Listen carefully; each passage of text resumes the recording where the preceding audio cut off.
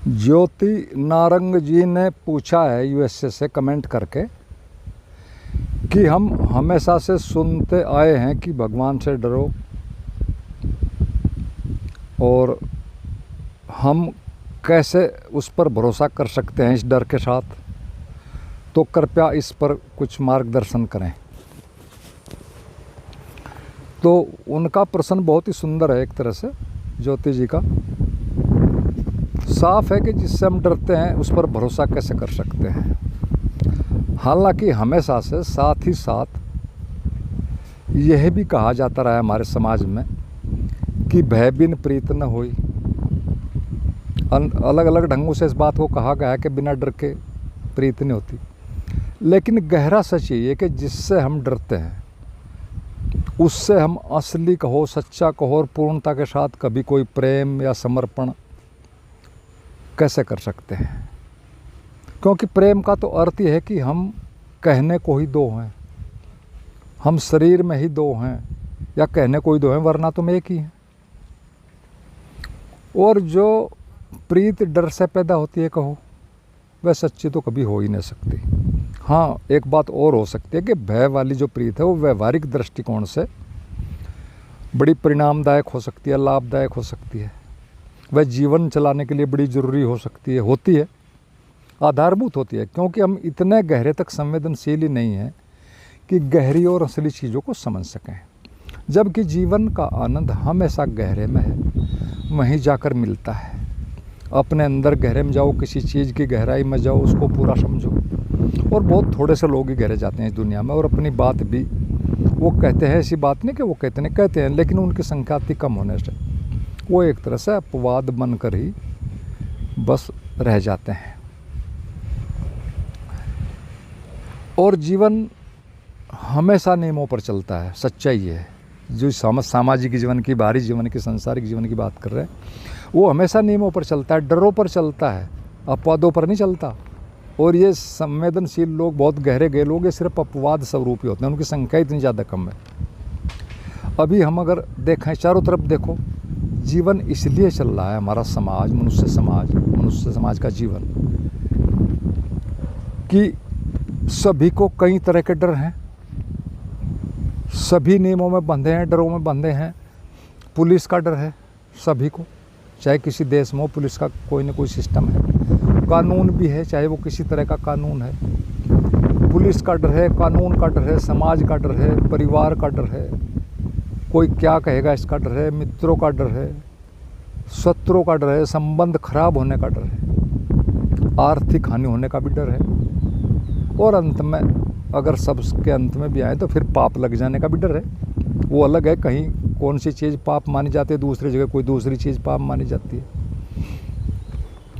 उसका भी डर है, धार्मिक डर। और फिर अंत में भगवान का डर भी है, क्योंकि भगवान को अधिकतम लोग संसार में मानते ही ऐसे या वैसे या किसी और रूप में। और ये सब इसलिए है, इसको भी समझो, कि बायोलॉजिकली हमारा ब्रेन, मनुष्य का ब्रेन, विरासत में जो हमारी परिस्थितियाँ हमारे बुजुर्गों की रही हैं, उन परिस्थितियों के कारण कई कई डरों से भरा हुआ है, हमारे जीन्स में आ गई हैं। इन पर मैंने अलग से भी एक पीछे वीडियो बनाई है, एक दो। हम सभी मनुष्य के ब्रेन में, एक तरह से मन में, बहुत से डर भरे हुए हैं। और इन्हीं डरों के कारण हमारा ब्रेन कहो, हमारा ब्रेन माइंड दोनों कहो, मन मस्तिष्क 70% निगेटिव ही सोचता रहता है, ऑटोमेटिक ही 70% निगेटिव ही सोचता है। क्योंकि यह एक तरह से ये डर, ये पुरानी परिस्थितियाँ उसका बेस बन गया अंदर गहरे में। और हमारे पास हमारी जो भी कॉन्शियसनेस है, हम जितने भी हैं, जो भी थोड़े बहुत हैं, हमारा अपना कोई ना कोई केंद्र है, ना कोई संकल्प है, ना कोई हमें समझ है। इसलिए वही हम पर हावी रहता है और जैसे चाहता है वैसे करता रहता है। और इसके साथ ही साथ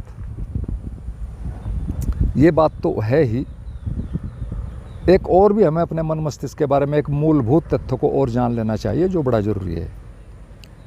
और उसको आप समझ भी लोगे जल्दी ही, यदि थोड़े से भी सजग हो अपने माइंड के प्रति, अपनी विचार प्रक्रिया के प्रति, तो जल्दी उसको समझ लोगे, समझ में आ जाएगा। और वो ये है कि हमारा मन मस्तिष्क सिर्फ दो ही मूल भाव से संचालित होता है। दो ही मूल भाव हैं, बाकी और सब भाव इन्हीं दो के ही अलग अलग खंड हैं, पार्ट्स हैं। और इन दो में पहला है अहंकार का भाव, और ये ज़रूरी है जीने के लिए।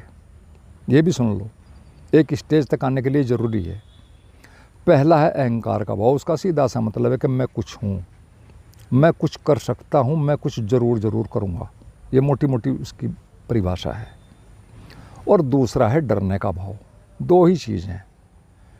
डरने का भाव हमें साथों साथ ये दिखाता है कि कुछ गलत होगा तो क्या होगा। वो हमें सावधान करता है, सचेत करता है, कुछ सोचने को मजबूर करता है। पहला अहंकार का भाव, कुछ करता हूँ, कुछ हूँ, कुछ कर सकता हूँ, कुछ ज़रूर करूँगा। और दूसरा डरने का भाव कि अगर कहीं कुछ गलत होगा तो क्या होगा। यानी पहला एक्सीलेटर एक तरह से कहो, दूसरा ब्रेक है। और इसी कारण जीवन दुख, तनाव और चिंता का ही एक तरह से पर्याय कहो बनकर रह गया है, क्योंकि यही द्वंद्व चलता है। और एक बात और भी समझ लेनी जरूरी है इसमें, ये द्वंद्व तो चल ही रहा है कि ये जो दो हमें देखने को लगते हैं, दो अलग अलग, सच में इनका लक्ष्य एक ही होता है दोनों का गहरे में। भले ही बाहर से अलग अलग दिखाई देते हों, एक दूसरे के विपरीत, लेकिन ऐसा नहीं है। अंदर दोनों को धन चाहिए। धन चाहिए तो अहंकार सारे प्रयास करता है उसके लिए, और डर उसमें संभावित हानि दिखाकर सावधान करता है उसी के लिए, और संभावित हानियों से परिचित कराता है, उनके हल करने के लिए प्रेरित करता है कि उनके हल करो।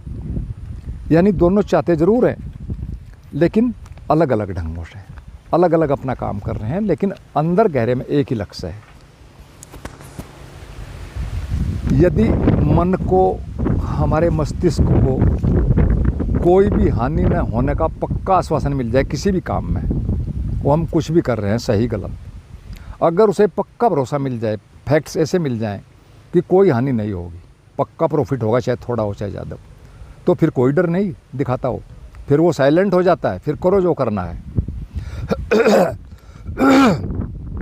और इसी कारण से, इस डर के कारण से जो थोड़े संवेदनशील, थोड़े कम बुद्धिमान लोग होते हैं, और उनकी अधिकतम संख्या उन्हीं के, वो नौकरी करना ही जीवन में पसंद करते हैं, चाहे किसी भी किस्म की। और बाकी थोड़े से लोग जिनकी संख्या पूरे विश्व में वही 4-5% आती है, वो थोड़ा नीडर होते हैं, बुद्धिमान होते हैं, सोचते हैं, रिस्क लेते हैं। और वही लोग इस अधिसंख्यक, इस 90% लोगों से इनको थोड़ा सा देकर अपने व्यापार में, अपने बिजनेस में, अपने कामों में करोड़ों कमाते हैं। इनको जरा सा दिया और काम इन्हीं से लेते हैं सारा, इन नौकरी वालों से ही कमाते हुए सारा, क्योंकि वो सोचते हैं, वो रिस्क भी लेते हैं। तो ये हमारे मस्तिष्क के बारे में, हमारे मन के नियमों के बारे में दो बातें हमने जानी। अब हम सीधे अपने प्रश्न पर आते हैं। उन्होंने पूछा कि डर के होते भगवान पर भरोसा कैसे करें। तो बिल्कुल ठीक बात है, डर में भरोसा कैसा, लेकिन यहाँ पूरी बात समझनी होगी ताकि सारी चीज़ें हमें साफ हो जाए और कोई और निर्णय हम बाद में ले सकें। और वो ये है कि वही थोड़े से लोग जो 4-5% हैं इस दुनिया में, वही सफल होते हैं। 5% लोगों का सफलता का आंकड़ा है सभी फील्ड में। और ये जो 5% लोग होते हैं, वो इसी डर से, जो दूसरे लोगों को कमजोरी, वो साइकोलॉजी समझते हैं भीड़ की, इसी डर के और अहंकार का एक छोटा सा और हिस्सा इसमें ऐड कर लेते हैं, लोभ। डर को दिखाकर, लोभ को दिखाकर, समझाकर दूसरों को, और पूरी भीड़ तंत्र पर, जो बड़ी भीड़ है मनुष्यता की, उसको संचालित करते हैं। और दुनिया के सारे ऐश्वर्य कहो भोगते हैं, धन पद सब पर कब्जा किए हुए हैं। वो 5% लोग ही उसमें सारे आ जाते हैं, राजनीतिक भी, बिजनेसमैन भी, और भी सब उसी में आ जाते हैं। और बड़ी सीधी बात है कि ये लोग वैसे ही नहीं करते, ये बुद्धिमान होते हैं, साहसी होते हैं, मेहनती होते हैं, और साथ ही साथ कुशल अभिनयकर्ता भी होते हैं। पूरा अभिनय करना भी जानते हैं अपने लक्ष्य के मुताबिक। उनका बड़ा सीधा सूत्र है, डराओ और शासन करो। और इसमें आप जानते हैं कि सबसे ज़्यादा बिजनेसमैन हैं, अमीर लोग, धनी लोग और राजनीतिक हैं। और फिर नंबर 3 पर आते हैं, इसमें आध्यात्मिक गुरु भी आते हैं, वो नंबर 3 पर हैं। वैसे तो 2 मेन है। और फिर वो जो नंबर 3 वाले हैं, वो फिर अध्यात्म पर गलत ढंग से कब्जा किए हैं, गलत अध्यात्म पर कब्जा किया और गलत ढंग से किए। वो पाप पुण्य का डर दिखाते रहे हैं, श्राप का डर दिखा रहे हैं, अगले जन्म में मिलेगा का भी लोभ दिखाते रहे और अपना लाभ लेते रहे। और फिर उनका चलने के लिए, उनका बिजनेस चलने के लिए बड़ी सीधी बात है, कोई दिक्कत नहीं है। क्योंकि जब सुनने वाले फ्री में चाहें, बिना कुछ किए, बिना कुछ समझे, फ्री में ही सारा चाहते हैं, अपना माइंड सेट भी बदलना नहीं चाहते, कुछ जानना भी नहीं चाहते, कंफर्ट जोन से बाहर भी नहीं आना चाहते, कुछ सोचना भी नहीं चाहते, तो फिर तो ये सब चलेगा। फिर तो शोषण होगा ही, दूसरे करेंगे ही, अगर आप खुद कुछ नहीं करना चाहते। और चूँकि हम ये अध्यात्म की जो बातें हैं जिनके आधार पर वो शोषण करते हैं अधिकतम लोगों का, आध्यात्मिक वाले, ये हम लंबे समय से सुन रहे हैं, उनसे एक तरह से हिप्नोटाइज हो गए। सच में वो हमारे सबकॉन्शियस में वो चीज़ें चली गई हैं अध्यात्म से संबंधित, और फिर उन्हीं का वो लाभ लेते हैं, हम सोचते बिल्कुल नहीं है। तो इस विषय में भी हमें दो बातें समझनी होंगी। पहली है कि जिन्होंने सच में जाना है उन्होंने कहा है कि ये कहा नहीं जा सकता, यानी अनिर्वचनीय है, लेकिन उन्होंने फिर भी कुछ न कुछ, ये सब होने के बाद भी कुछ न कुछ उन्होंने कहा है करुणावश। इसलिए कहा कि ना कहने से तो कोई चांस ही नहीं है, कहने से शायद कोई सुन ले, और सुनते भी हैं, ऐसी बात नहीं। उनके कहने से ही, उनको देख कर ही लोग चलते हैं, भले उनकी संख्या कितनी भी कम हो।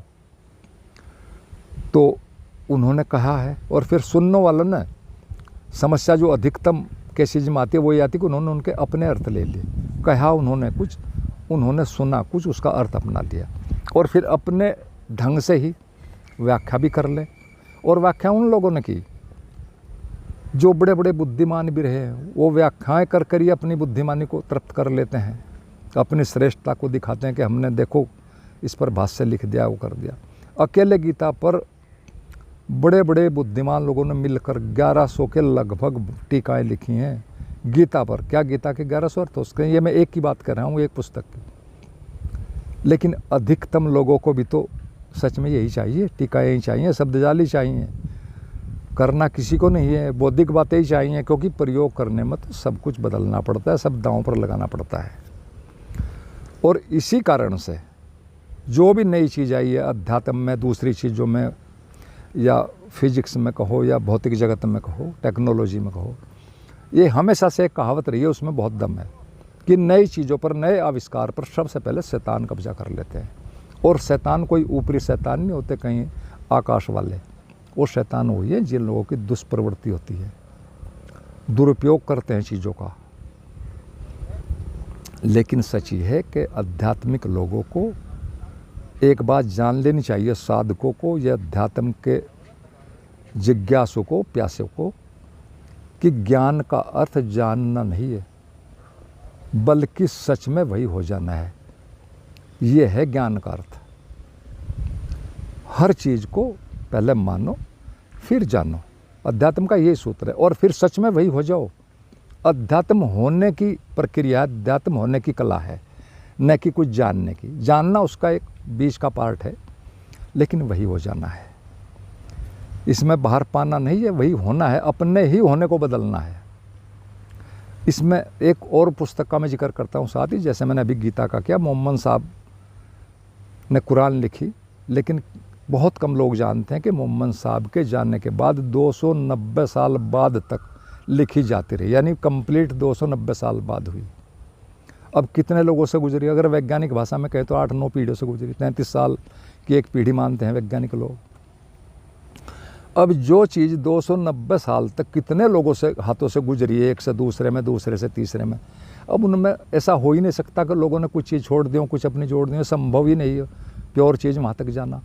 लेकिन आज उसी पर सब लोग कट्टरवाद से चल रहे हैं। बहुत विरोधाभासी चीज़ें हैं उनमें जो हो ही नहीं सकते, मोहम्मद साहब कह ही नहीं सकते, लेकिन नहीं, चल रही है सारी। मैंने काफ़ी चीज़ें उनकी इस तरह से जानी है। तो ये तो पहली बात है जो समझने की है कि जो बुद्धिमान लोगों ने कहा है उसको होना है, वो जानना नहीं है, जानने से आगे जाना है, वो स्वयं होना है। ज्ञान का अर्थ है स्वयं वही हो जाना, और उसको कहा नहीं जाता, उसको कर कर देखा जाता है। पहली बात तो ये जानने की है। दूसरी बात एक और है इसमें जो बहुत ज़रूरी है समझने की, कि आम आदमी तक कभी भी भगवान का सही अर्थ गया ही नहीं, बताया ही नहीं गा, समझाया नहीं गा।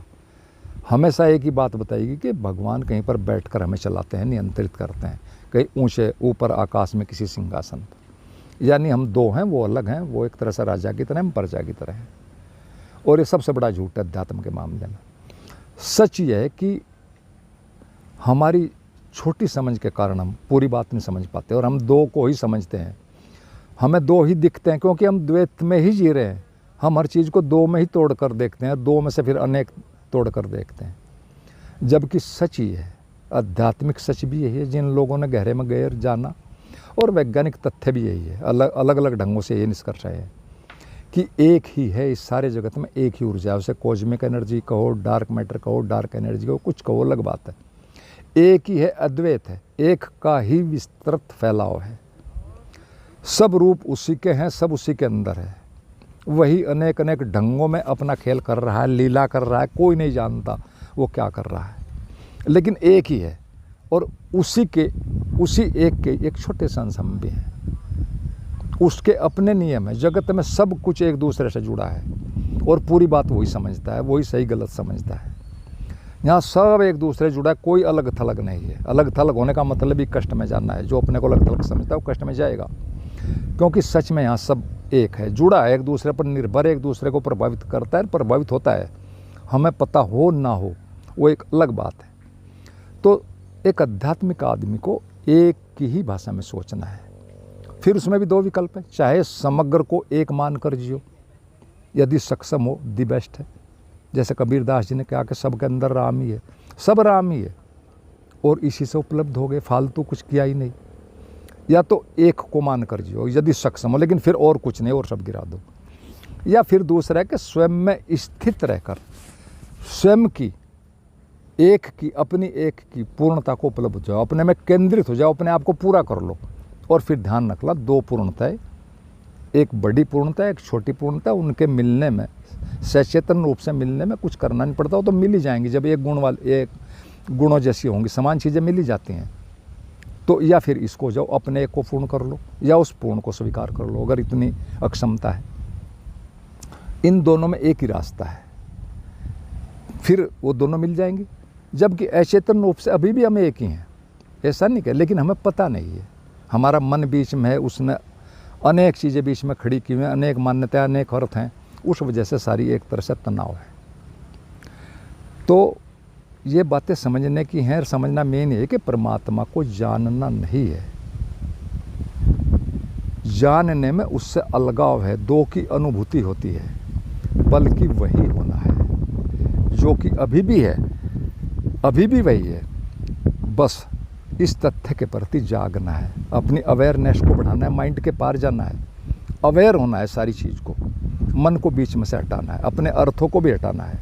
बाकी सब तो हमेशा से ठीक है ही। यहाँ कुछ ठीक करने की या सुधार की बात नहीं है, सिर्फ अपना ही करना है कि करने से होने पर आना है, यांत्रिकता से होश पर आना है।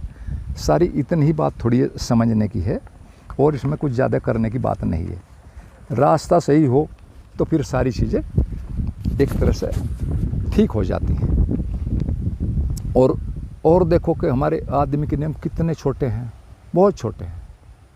और ध्यान रखना, ये जो आदमी के बनाए नियम है ना, बहुत छोटे छोटे नियम, छोटी चीज़ों के पालन से, छोटी चीज़ों को मानने से, जानने से, उनका पालन करने से थोड़ा ही मिलता है। सूत्र ही चीज़ें मिलेंगी, छोटी चीज़ें मिलेंगी, बेकार की चीज़ें मिलेंगी, और इससे ज़्यादा कोई मिल ही नहीं सकता।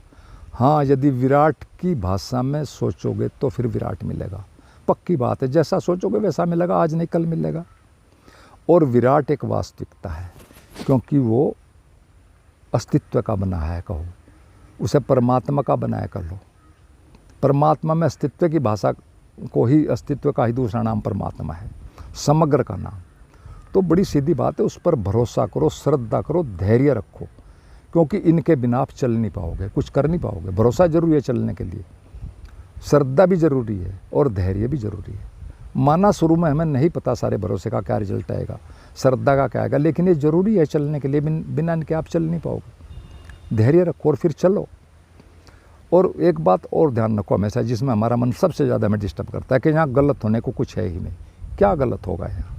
तुम्हारे पास ऐसा है क्या जो गलत हो जाएगा? तुम्हारे पास जो भी कुछ है, तुम गलत करो सही करो, वो तो कल चला ही जाएगा, वो यहाँ रहेगा नहीं, तुम भी चले जाओगे, शरीर भी चला जाएगा। तो यहाँ गलत होने को है क्या? क्यों गलत को पकड़कर बेवजह अपने को परेशान कर रहे हो, रुके हो? तो सिर्फ ये सारी चीज़ें जो एक गलत सही ये वो डर सब हमारी एक तरह से मान्यताएं मात्र हैं। और बड़ा सीधा है, चीज़ों को अर्थ दो और फंस जाओ। अर्थ दिया आप फंसे, क्योंकि अर्थ आपने दिया और हकीकत कुछ और है, तथ्य कुछ और है। तथ्य बदलेंगे, जीवन बदलता रहता है। आपने एक अर्थ दे दिया, कल अर्थ बदलेगा। दूसरों में फंस गए, दूसरे भी कल बदलेंगे, तो फिर मुसीबतें आएंगी, दुख होगा। बड़ी सीधी बात है, जीवन को हल्के में लोगे तो हल्के रहोगे, और हल्का ही उड़ सकता है। उड़ने का मतलब वही ऊपर उठ सकता है वर्टिकली, वही गहरी चीज़ों को अनुभव कर सकता है। हल्के रहोगे तो मुक्त हो जाओगे। जीवन को गंभीरता से लेने की कोई ज़रूरत नहीं, बस ऐसे लो जैसे एक आवश्यकता है जीने के लिए। और इस सारे विराट के बोझ को, सारे संसार के बोझ को, ये इसको अपने ऊपर मत लो। बोझ लेने से कुछ नहीं होगा, बल्कि अपने को जगा लो, वास्तविकता से परिचित हो जाओ और बचा लो अपने को। अपने को इस जगत की आपाधापी से बचा लो। यही एकमात्र सूत्र है, यही एकमात्र करने जैसा काम है। और सच में यही हम कर भी सकते हैं, और कुछ कर भी नहीं सकते। दूसरों को नहीं हम बदल सकते, अपने को ही बदल सकते, अपने को ही जगा सकते हैं। हमारे जीने में जो भी सर्वाधिक जरूरी 4 चीज़ें हैं उनको देखो। पहली है हमारे श्वास की प्रक्रिया और वातावरण में पर्याप्त ऑक्सीजन का होना। ये सबसे पहली चीज़ है जो हमारे लिए जरूरी, जिसके बिना हम 2-4 मिनट से ज़्यादा जी नहीं सकते। और ये सारा फ्री में है, हमें कुछ भी पता नहीं कहाँ से आया, क्यों आया, कैसा आया, क्या हो रहा है, क्या रिएक्शंस घट रही हैं यूनिवर्स में, वातावरण में, ब्रह्मांड में, हमें कुछ भी पता नहीं। दूसरी बात, हम जो भी खाते हैं, कुछ भी खाएं, उसका हमारी बॉडी में जाकर अनेक चीज़ों में शरीर की ज़रूरतों के मुताबिक और सही बॉडी में जाना, सही अंग में जाना, ये सब ऑटोमेटिक हो रहा है, हमें पता भी नहीं। सारी चीज़ें हमारी बॉडी के दूसरी चीज़ों में बदल जाती हैं, बड़ी बड़ी जटिल चीज़ों में बदल जाती हैं। शरीर का इतना जटिलतम सिस्टम है, ऐसी बॉडी विजडम है कि पूरा समझो कि तो चकरा जाता है दिमाग। तीसरी बात, सभी जीवधारियों के निर्माण में, वनस्पतियों के निर्माण में सूर्य का ताप, प्रकाश, ऊर्जा का सहज उपलब्ध होना सब हो रहा है। उसके बिना कोई जीवधारी नहीं हो सकता, कोई वनस्पति नहीं हो सकता, संसार ही नहीं चल सकता, शरीर का निर्माण ही नहीं होगा बिना सूर्य के। वो सारा हमें फ्री में है, कुछ भी नहीं, पता भी नहीं, सब अपने आप हो रहा है। उपलब्ध तो है, कुछ करना भी नहीं, इससे फ्री में उपलब्ध हो रहा है और पर्याप्त मात्रा में हो रहा है। इसके बाद ना कम हो रहा है, ना ज़्यादा, ना टेम्परेचर कम है, ना बहुत ज़्यादा है। उसके बाद किसी भी रूप में जल का उपलब्ध होना, जो कि जीवन के लिए सबसे ज़रूरी चीज़ है। ये 3-4 चीज़ें तो हैं जो सारी खुद हो रही हैं, फ्री में हो रही हैं, और हमें करना कुछ भी नहीं, हमें पता भी नहीं, और करनी नहीं पड़ रही है, इसलिए हमें इनकी इम्पोर्टेंस का भी पता नहीं है। अनेक केमिकल रिएक्शंस, प्रोसेसेस हो रही हैं, और उनके बाद सारी चीज़ें हमें मिल रही है फ्री में, और ये कौन कर रहा है हमें पता भी नहीं। और वह भी एक तरह से इतनी एक्यूरेसी के साथ, इतनी मतलब सही उसके साथ कर रहे हैं, अनवरत कर रहा है, कोई कर रहा है, हमें नहीं पता कौन कर रहा है, लेकिन हम समझ रहे हैं कि हम कर रहे हैं, जबकि हमें कुछ भी तो पता नहीं है। तो क्या इससे सिद्ध नहीं होता कि कोई हमारे अंदर मौजूद है, यूनिवर्स में मौजूद है, हर चीज़ों में मौजूद है, वनस्पति में मौजूद है, हमारे चारों तरफ मौजूद है, और हमारी सारी ज़रूरत पूरी कर रहा है। क्यों कर रहा है? अगर वो हमें दूसरा समझता होता, अगर वह हमें डराता होता या हमें शासन करना होता, तो वो क्यों करता है इस चीज़ में? वो तो हमें कमज़ोर रखेगा, मरे मराए रखेगा, वो क्यों करेगा? सच बात है कि वो खुद अपने लिए कर रहा है, वो दूसरों के लिए क्यों करता? हम उसी के पार्ट इसलिए कर रहा है, हमें जिलाना चाहता है, हमसे कुछ कराना चाहता है, कोई काम कराना चाहता है, हमें भले ही पता है या नहीं है, कोई लक्ष्य है उसके हमें बनाने का और यहाँ भेजने का और वापस बुलाने का, फिर भेजने का बार बार। क्यों? वो सभी ग्रहों उपग्रहों को, सूर्य चांद आदि को, सबको जो हमारे जीने के लिए ज़रूरी है, उनको एक संतुलित, बिल्कुल व्यवस्थित गति से चलाता है। कोई तो है सभी के अंदर, कोई बहुत बड़ी विजडम, कोई इंटेलिजेंस ही है जो सारे काम को कर रही है। जगह जगह बुद्धिमत्ता भरी पड़ी है सारे इसमें, वातावरण में, यूनिवर्स में। लेकिन हमारा मन कहता है कि ये तो ठीक है वो कर रहा है, फिर हम दुखी क्यों हैं, तनावग्रस्त क्यों हैं? तो ध्यान रखना, यह सब जो भी कुछ तनाव है, दुख है, ये हमारी अति महत्वाकांक्षा के कारण है, अति अहंकार के कारण है, अति लोभ, अति ईर्ष्या, बिना सोचे समझे अपने ही गलत सलत नियम बना लेने के कारण है, कई तरह की बेहोशियों के कारण है, हमारी अति पर जाने के दुष्परिणाम है। मन हमेशा अति पर जाता है, इधर उधर मध्य में रहता ही नहीं, तथ्यों को तथ्यों की तरह ही ना लेने का परिणाम है। आज मनुष्य के माध्यम से आई टेक्नोलॉजी ने हर चीज़ को अबेंडेंस में पैदा कर दिया, अधिकता में पैदा कर दिया। और मैं माध्यम से क्यों कह रहा हूँ, मनुष्य के माध्यम से आई टेक्नोलॉजी, ये भी सुन लो, अधिकतर आविष्कार जो यहाँ आए हैं, नई चीज़ें आई हैं, वो कर कुछ रहे हैं और आ कहीं से गई। गलती से कुछ और कर रहे थे, आविष्कृत हो गई चीज़ें, नींद में आ गई। कुछ वैसे ही कर रहे थे, बेकार के लोग कर रहे थे कुछ, और उनके द्वारा बड़े बड़े आविष्कार हो गए। मैं उनको यहाँ डिटेल में नहीं बताना चाहता। कोई आदमी वैसे ही कुछ भी कर रहा है और उससे आविष्कार होगा, लेकिन इसका लाभ क्या हुआ? कुछ भी नहीं।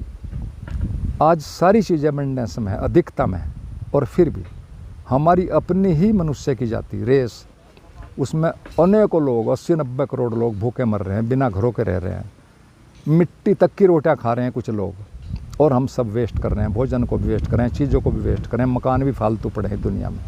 ये है हमारी सभ्यता और संस्कृति। तो बड़ी सीधी बात, इसका एक ही कारण है कि जो चीज़ें हमें परमात्मा ने दी हैं, गॉड गिफ्टेड मिली हैं, हम उसका दुरुपयोग इसलिए कर रहे हैं कि हमें फ्री में मिले, और फ्री की चीज़ की कोई कीमत नहीं समझता ह्यूमन माइंड। फ्री की चीज़ का कोई मतलब ही नहीं होता। तो बड़ी सीधी बात है कि यदि आनंदित रहना है, दूसरों की भाषा में मत सोचो, बड़ी भाषा में मत सोचो, सिर्फ अपने बारे में सोचो। सुखी रहना, आनंदित रहना तो विराट की भाषा में सोचना होगा, कोई तरीका ही नहीं है, वरना तो फिर मनोविकार हम पर हावी रहेंगे, कष्ट रहेंगे। मनुष्य संबंधों के बाहर सोचो, विराट की भाषा में, अस्तित्व की भाषा में सोचो। आपके पास सब कुछ परमात्मा का दिया हुआ है, बस उसका सही उपयोग करना सीखना है, और यहाँ हर चीज़ सीखनी पड़ती है मनुष्य को। और सीधा सीधा कहें तो अपने माइंड को ठीक से हैंडल करना सीखना है, सही उपयोग करना सीखना है, अपने माइंड सेट को बदलना है अपने लक्ष्य के मुताबिक, और अपनी जिम्मेदारी खुद ही उठानी होगी, दूसरों पर ज़्यादा निर्भर नहीं रहना है। सीखो उनसे, सीखो जहाँ से जो मिले, लेकिन करना खुद ही पड़ेगा, जागना तो खुद ही पड़ेगा। यही अध्यात्म में अपदीपोभव कहलाता है। बुद्ध का प्रसिद्ध वचन, अध्यात्म का सार अपदीपोभव। और एक बात हमेशा ख्याल रखना, तुम उस परमात्मा के अंश हो, स्वतंत्र हो कुछ भी करने के लिए। जो भी करोगे सच्चे मन से, सारी सृष्टि उसमें पक्का सहयोग करेगी। ये नियम है। मनुष्य योनि कर्म योनि, करो और पाओ सीखो, यही एकमात्र सूत्र है, और कुछ भी नहीं। तो आशा है जो उन्होंने प्रश्न पूछा है काफ़ी चीज़ें साफ हुई होगी। फिर भी कोई मित्र चाहे तो एक तरह से कुछ भी पूछ सकता है फ़ोन पर। आपने सुना, बहुत बहुत धन्यवाद। अंत में सभी मित्रों को मेरा प्रणाम।